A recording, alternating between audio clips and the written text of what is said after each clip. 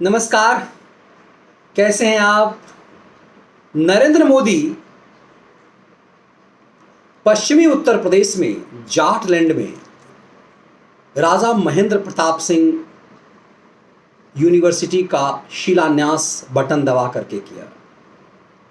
इसमें चौधरी चरण सिंह को याद करना, योगी आदित्यनाथ के महिमा मंडन करना, अलीगढ़ के ताले से अलीगढ़ को डिफेंस का हब बनाने की बात करने के क्या मायने हैं? दरअसल इस देश में पूरा लिबरल गैंग खैराती और खलिहर खैराती के संग सो कॉल राष्ट्रवादियों का जो गैंग है वो योगी आदित्यनाथ को निपटाने में ही लगा हुआ है। और जब उन सबको लगने लगा कि योगी इतने बड़े ताकतवर हो रहे हैं कि योगी को निपटाना मुश्किल है, तो एक नया प्रोपेगेंडा गढ़ा गया कि योगी आदित्यनाथ और नरेंद्र मोदी के बीच टकराहट है। योगी के प्रतिभा से, योगी के काम से मोदी डरते हैं और बहुत जल्द योगी आदित्यनाथ को उत्तर प्रदेश के मुख्यमंत्री पद से हटा सकते हैं, जैसे निरंतर दूसरे राज्यों में वो कर रहे हैं। इतना ही नहीं, यह भी कहा जाने लगा कि एक पंडित जी जो आईएएस ऑफिसर रिटायर्ड हैं गुजरात कैडर के, जो निजी सचिव रहे नरेंद्र मोदी के, उन्हें योगी के कंधे पर बैठा करके डिप्टी सीएम बना दिया जाएगा। और योगी इसे मानने को तैयार नहीं है। ये सब बात फैला करके इसमें ना सिर्फ लिबरल गैंग, पूरा राष्ट्रवादियों का एक गैंग भी सामने आ गया और ये कहने लगा कि योगी ब्राह्मण विरोधी हैं, इसीलिए नरेंद्र मोदी एक ब्राह्मण को उत्तर प्रदेश में योगी के कंधे पर बैठा देना चाहते हैं। लेकिन जब योगी आदित्यनाथ के राज्य में राजा महेंद्र प्रताप सिंह के नाम से एक यूनिवर्सिटी का शिलान्यास हुआ तो लोग चौंक गए। ये कौन सा नाम है? ये राजा महेंद्र प्रताप सिंह है कौन? तो प्रधानमंत्री ने खुद उनकी गाथा सुनाई कि ये जाट नेता हैं, ये जाट नेता रहे और भारत में आजाद हिंद फौज के प्रणेता रहे। इन्होंने भारत में पहली आजाद सरकार की घोषणा कर दी काबुल में। इन्होंने अलीगढ़ मुस्लिम यूनिवर्सिटी को दान में जमीन दी थी। इन्होंने वृंदावन में शिक्षा का हब बनाया, उसके लिए डोनेट किया। ये शिक्षा के इतने बड़े प्रणेता थे तो इतिहास से इनका नाम गायब क्यों है कि आम भारतीय जानता ही नहीं? पश्चिम उत्तर प्रदेश का जाट भी अपने जाट स्वाभिमान को नहीं जानता। तब उत्तर प्रदेश के योगी आदित्यनाथ की इस महत्वाकांक्षी योजना, ये योजना योगी आदित्यनाथ की ही रही है, ये कि कैसे जाट राजनीति की खाट खड़ी जाए, जो षड्यंत्रकारी जाट राजनीति की खाट खड़ी कर दी जाए, जो जाटों को गुमराह करने के नाम पर जातिगत नशा बेच करके जो वोट बैंक का धंधा करने वाले थे उनकी हवा निकाल दी। ये तथाकथित जो किसान आंदोलन चल रहा है, जिसे प्रधानमंत्री ने आंदोलन जीवियों का एजेंडा बताया, उसे भी जाट आंदोलन के रूप में चलाया जाने लगा।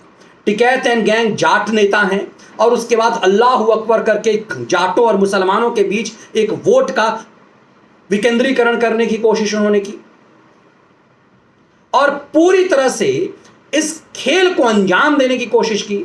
उसी की हवा आज निकाली गई और चौधरी चरण सिंह को याद करके, जो कि जाट नेता पश्चिमी उत्तर प्रदेश के हैं, वो भाजपा में उनकी पार्टी एनडीए में शामिल नहीं है, लेकिन उनके स्वाभिमान को बढ़ाया क्योंकि पीएम जानते हैं कि चौधरी चरण सिंह के साथ पश्चिमी उत्तर प्रदेश के जाटों की आस्था है।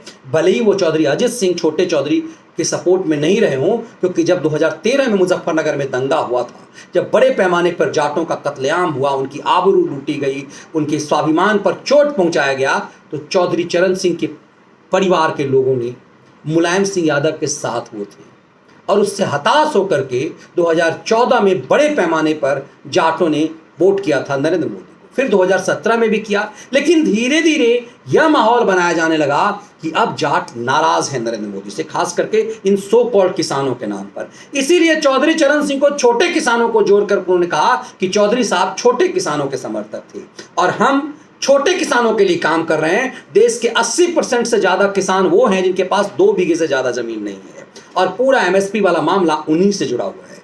फिर उन्होंने इसको बांट के दिया कि ये जो बैठे हुए लोग हैं दरअसल उस 20% में भी नहीं है, ये किसान नहीं है, ये दरअसल औद्योगिक किसान हैं और इस तरह से उन्होंने कहा कि मूल किसान जो है उसको फायदे के लिए हम काम कर रहे हैं। इससे जाट राजनीति और इसमें घुसे हुए किसान राजनीति को उन्होंने हवा निकाल दी।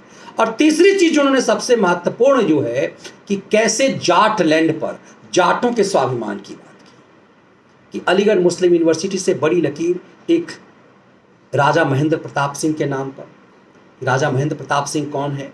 तो जाटों के स्वाभिमान हैं जिनको इतिहास में दबा दिया गया। ये बात कह करके उन्होंने पश्चिमी उत्तर प्रदेश में योगी आदित्यनाथ के विकास कार्यों की गाथा सुनाई। उन्होंने योगी आदित्यनाथ के लिए जो शब्द इस्तेमाल किए वो आमतौर पे कोई प्रधानमंत्री संभवतः किसी मुख्यमंत्री के लिए नहीं किया हो। उन्होंने कहा कि ये यशस्वी मुख्यमंत्री हैं, तेजस्वी मुख्यमंत्री हैं और कर्मठ मुख्यमंत्री। यशस्वी, तेजस्वी और कर्मठ, ये जो त्रिकोण ये जो बना करके किसी का महिमा मंडल।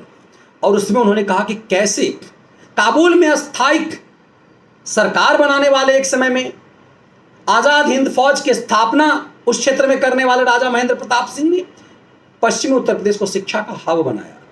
इतिहास से उन्हें गायब कर दिया गया और आज मुख्यमंत्री ने उनके नाम पर यूनिवर्सिटी बना करके उन्हें एक सच्ची श्रद्धांजलि दी है। फिर उन्होंने पश्चिमी उत्तर प्रदेश में योगी आदित्यनाथ के काम को याद कराया। कैसे मेरठ कॉरिडोर, मेरठ में metro corridor, highway Delhi Meerut highway का निर्माण, आधुनिक हाईवे का निर्माण, मेरठ और अलीगढ़ में डिफेंस कॉरिडोर, इस तरह की चीज़ें बना करके उन्होंने कहा कि कैसे उत्तर प्रदेश में, पश्चिमी उत्तर प्रदेश में उन्होंने खास करके डेवलपमेंट का काम किया। और उसके बाद उन्होंने कहा कि जो मोदी सरकार जो काम कर पा रही है उसके लिए ये डबल इंजन की सरकार बहुत उसमें अगुवाई की है। कैसे उन्होंने कहा कि ये प्रदेश जहां डर लगता था लोगों को, पश्चिमी उत्तर प्रदेश में खास करके बच्चियां स्कूल जाने से डरती थी, माएँ डरती थी कि बच्ची स्कूल जाएंगी तो लौटेंगी कि नहीं। ये बहुत दिनों की बात नहीं है, 2013 की घटना है जिसको सांकेतिक रूप से कहा कि कैसे माफियाओं का राज था। आज उत्तर प्रदेश में योगी राज में माफिया और गुंडे डर के मारे जेल में खुद बंद हो गए हैं या बंद कर दिए गए हैं। इससे संकेत ये दिया गया कि पूरे देश में भले ही भाजपा की सरकार ही कहीं हो, लेकिन उत्तर प्रदेश जैसी सरकार नहीं है। ये खुद योगी आदित्यनाथ नहीं कह रहे हैं, ये नरेंद्र मोदी कह रहे हैं।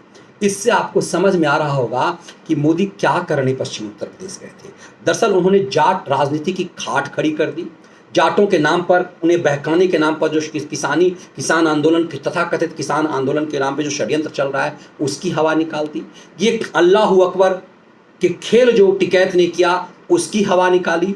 जाट स्वाभिमान को जिंदा किया और ये संदेश दिया कि कैसे उत्तर प्रदेश विकास की राह में सबसे आगे बढ़ रहा है, कैसे आर्थिक प्रगति की रफ्तार उसकी सबसे आगे है और आज के डेट में वो तीसरी सबसे बड़ी आर्थिक ताकत बन चुका है देश का। वो कैसे पर्यटन में देश का 6ठे स्थान से पहले स्थान पे आ गया है।